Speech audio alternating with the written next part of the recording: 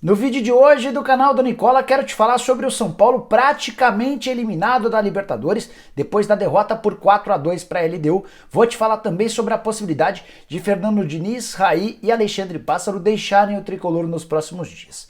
Muitas informações sobre a vitória do Flamengo por 2-1 contra o Barcelona em Guayaquil, vitória que deu uma bela aliviada na situação do clube, na classificação do grupo e também fez com que o Domenech Torrent falasse grosso contra a imprensa. Para completar, bastidores quentes da disputa entre Flamengo e Palmeiras, tudo pelo adiamento do jogo do final de semana. O Flamengo não quer enfrentar o Palmeiras sob a alegação do coronavírus, o que causou enorme repercussão negativa. E para fechar, Jean-Pierre não vai mesmo para o Palmeiras? Eu te conto o porquê dessa história pode mudar.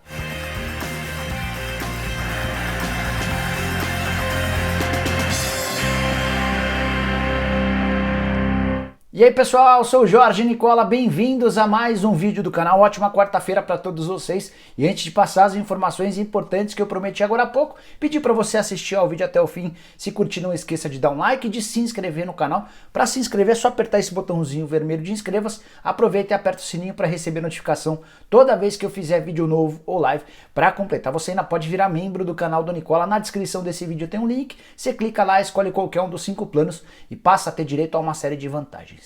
Quero começar o vídeo contando sobre um pedido que agitou os bastidores nas últimas horas. O pedido foi feito pelo Flamengo, a CBF, rubro-negro quer o adiamento da partida contra o Palmeiras, partida marcada para domingo pelo Campeonato Brasileiro. A alegação do presidente Rodolfo Landim é de que com 7 jogadores infectados pelo coronavírus, o melhor a fazer seria a não realização da partida. A possibilidade gerou enorme repercussão negativa e o Palmeiras logo de cara já usou sua conta no Twitter para se manifestar radicalmente contrário a essa decisão, ou a esse pedido no caso. A tuitada do Palmeiras diz o seguinte, abre aspas, o Palmeiras é contra o adiamento da partida do próximo domingo. O protocolo adotado para a competição contempla situações desse tipo. Não há, portanto, razão para que o jogo não aconteça, fecha aspas. Mas por que a repercussão foi tão negativa até de pessoas que não torcem pelo Palmeiras? Vale a lembrança de que o Flamengo foi, desde o princípio, aquele que mais lutou pela volta do futebol, garantindo que seu protocolo era absolutamente seguro. O presidente Rodolfo Landim comandou ao lado do Vasco a volta do campeonato estadual, o campeonato carioca que voltou muito antes dos outros estaduais. Depois o Flamengo foi o primeiro a batalhar para que o campeonato brasileiro fosse recomeçado o mais rápido possível e agora nos bastidores o Flamengo trabalha pela volta da torcida aos estádios, o que deve acontecer no mês de outubro, inclusive o Ministério da Saúde nessa terça-feira se mostrou favorável à volta das torcidas com ocupação de 30% dos estádios. Agora logo o Flamengo, que desde o princípio sempre defendeu a realização de jogos, independentemente dos casos de coronavírus, é aquele que pede a não realização de uma partida contra o Palmeiras. O Palmeiras alega que várias partidas têm sido disputadas com ou sem casos de coronavírus. Tem uma lembrança importante na própria Série A, o Palmeiras enfrentou o Goiás recentemente, tendo o Goiás 15 desfalques por conta do coronavírus, mais do que o dobro dos 7 casos do Flamengo até agora. Dessa maneira, de fato, seria uma baita incoerência da CBF se aceitasse o pedido do Flamengo, causaria uma enorme confusão no campeonato nacional. Tem casos também na Série B, com o CSA, que não teve um jogo adiado contra o Guarani, mesmo com 8 casos de coronavírus, e um caso na Série D que envolvia o Palmas, também com 8 jogadores afetados. Enfim, aguardemos cenas dos próximos capítulos, a CBF ainda não se posicionou a respeito desse pedido do Flamengo, mas os bastidores já estão pegando fogo. Depois de falar sobre esses bastidores, quero contar sobre a vitória do Flamengo por 2-1 contra o Barcelona em Guayaquil na noite dessa terça-feira. Vitória fundamental para acalmar os ânimos, para dar um basta na crise ou pelo menos adiar a possibilidade de uma demissão de Domenech Torrent. Terça-feira marcada para o Flamengo por várias idas e vindas, a possibilidade de o jogo não ser realizado. 4 atletas do Flamengo que só chegaram a menos de 3 horas do início da partida contra o Barcelona, mas dentro de campo a coisa funcionou relativamente bem. Gostei da escalação inicial do Domenech Torrent, colocando o Tuller na lateral direita, improvisado, o Tuller não comprometeu, e principalmente pela formação no meio campo, com o Ilharão fazendo a proteção da defesa, o Thiago Maia um pouquinho mais à frente, frente e o Gerson com enorme liberdade para jogar. Foi com o Gerson que surgiu a jogada do primeiro gol, o Gerson construiu a jogada, tocou para o Pedro que fez 1-0.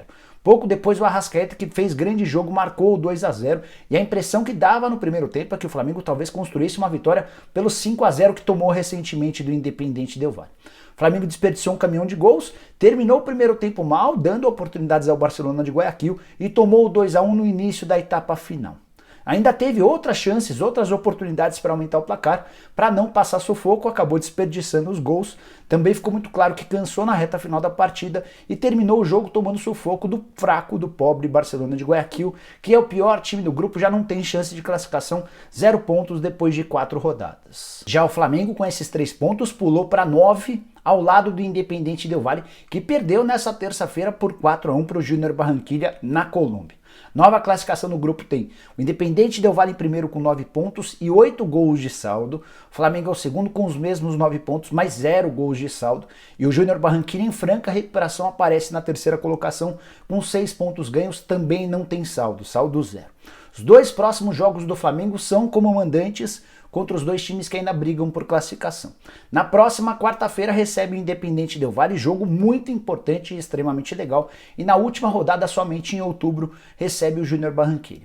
O Flamengo se classifica com 2 empates. Se vencer o Júnior Barranquilla na última rodada também está garantido, mas para não passar sufoco e para ter o primeiro lugar do grupo, o ideal seriam 2 vitórias, as 2 vitórias dentro de casa. Independente Del Valle, que fez 5-0 no Flamengo, tomou 4-1 nessa terça-feira, o que mostra a força do Júnior Barranquilla e mostra também como há equilíbrio nesse grupo. Para completar, queria falar sobre o Domenech Torrent, que depois da vitória contra o Barcelona de Guayaquil acabou resolvendo falar grosso. Mandou vários recadinhos para a imprensa, foi até deselegante em alguns pontos, queria debater eles com você. Para começar, ele admitiu que espera nos próximos dias, ele teme que nos próximos dias outros jogadores do Flamengo testem positivo para o coronavírus. Essa é uma preocupação que o Flamengo vai ter, até porque já são 7 jogadores e mais 2 membros da comissão técnica.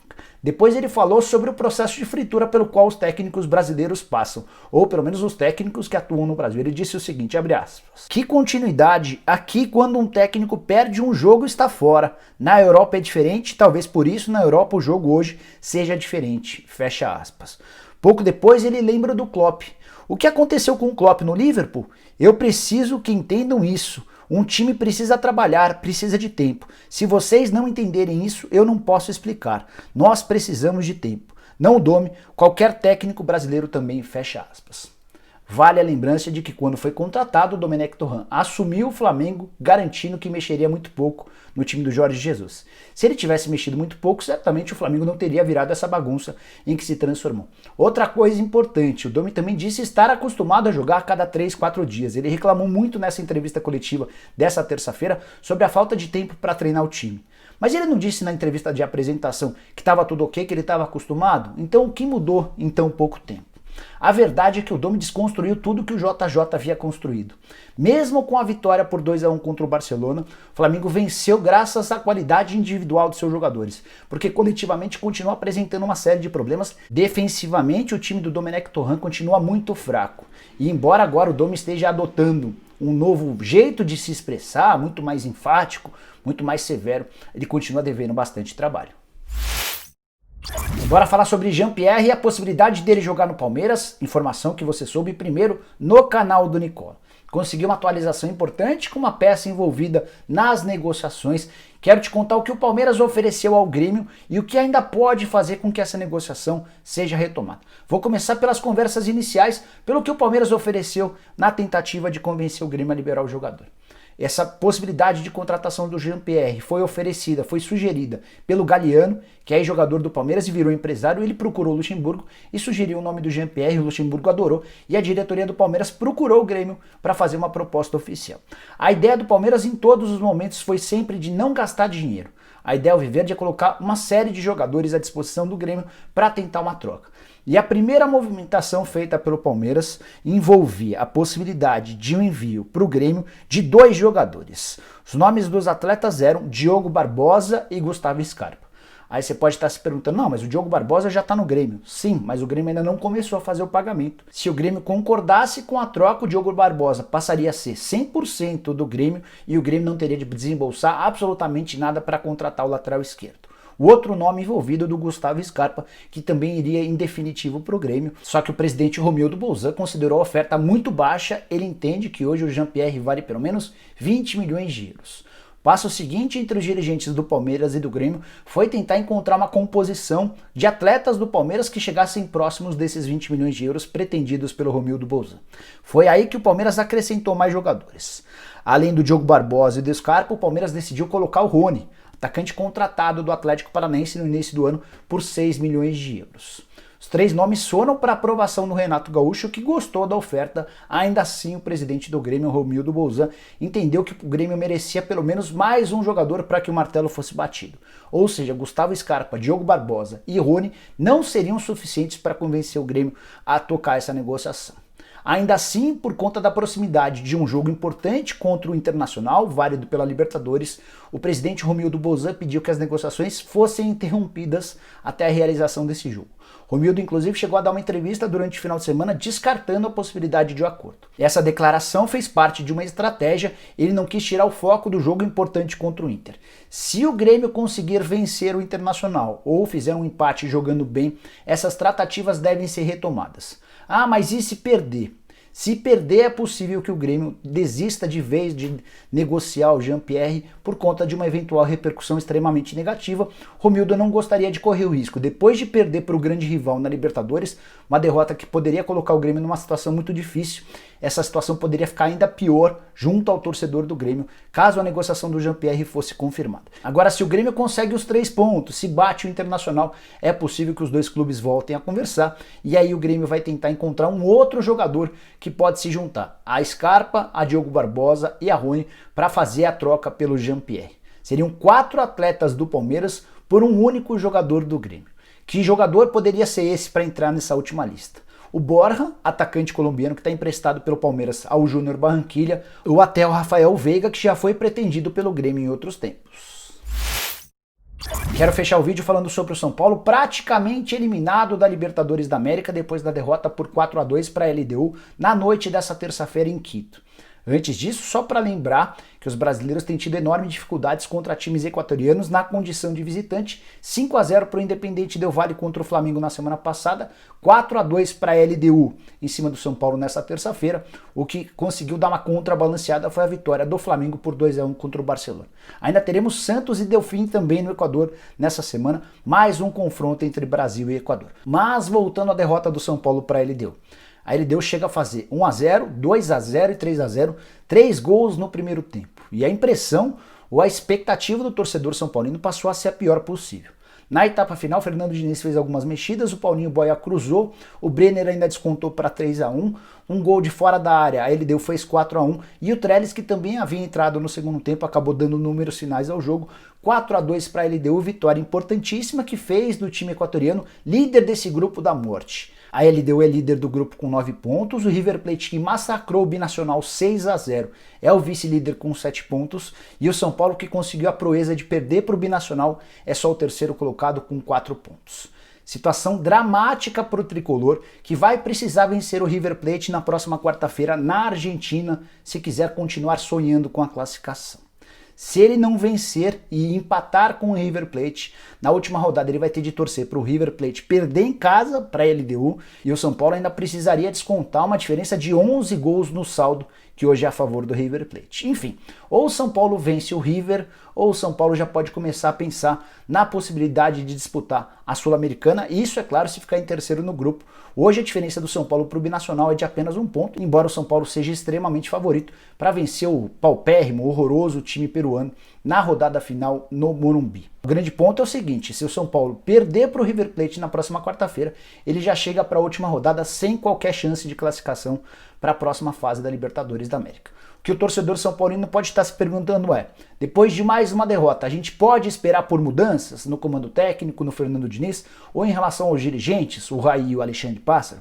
Depois do jogo, troquei mensagem com uma pessoa muito próxima ao presidente Leco e a resposta foi não. nenhuma sinalização, nenhum movimento de mudança. São Paulo não pensa, por enquanto, em trocar de treinador ou de dirigente. Existem alguns motivos que fazem o presidente Leco não pensar em qualquer mudança por agora. O primeiro deles é seu estado de saúde. Ele acaba de deixar a UTI, onde passou os últimos dias por causa do coronavírus, depois porque o Leco sabe que daqui a pouquinho já tem eleição para presidente.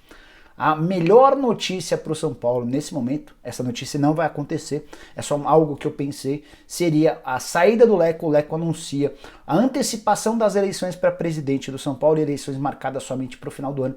Essa seria a maior contribuição do Leco.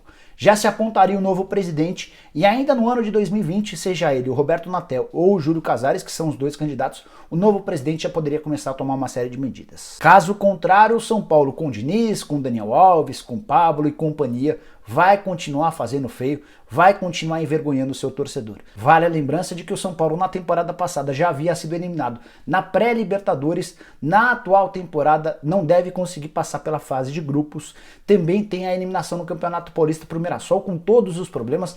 O time havia perdido 18 jogadores por conta da pandemia do coronavírus e ainda assim conseguiu eliminar o São Paulo em pleno Morumbi. Enfim, uma série de desastres, o time é horroroso, o time não é capaz de fazer uma boa Libertadores, não vai brigar pelo título do Campeonato Brasileiro. O trabalho do Leco, do Raí, do Alexandre Passos são trabalhos muito ruins e o torcedor do São Paulo não merece passar por tudo isso. Bom, pessoal, eram essas as informações que eu queria dividir com vocês na manhã dessa quarta-feira. Espero que vocês tenham curtido o vídeo. Deixem um like por aqui. Quem ainda não se inscreveu no canal do Nicola vai resolver esse problema agora mesmo. Só apertar esse botãozinho vermelho de inscreva-se. Aproveita e aperta o sininho para receber notificação toda vez que rolar vídeo novo ou live. Para completar, queria lembrar que você pode e deve virar membro do canal do Nicola. Na descrição desse vídeo tem um link, você clica lá, escolhe um dos 5 planos e passa a ter uma série de vantagens, como receber vídeos de forma antecipada, como participar de lives exclusivas, estar no bolão do canal do Nicola, na liga exclusiva para membros lá no Cartola FC, tem também informações via WhatsApp em primeira mão, enfim, tem bastante coisa legal. Dá uma conferida, tenho certeza que você vai gostar. Beleza? Nos vemos de tarde. Tchau, tchau!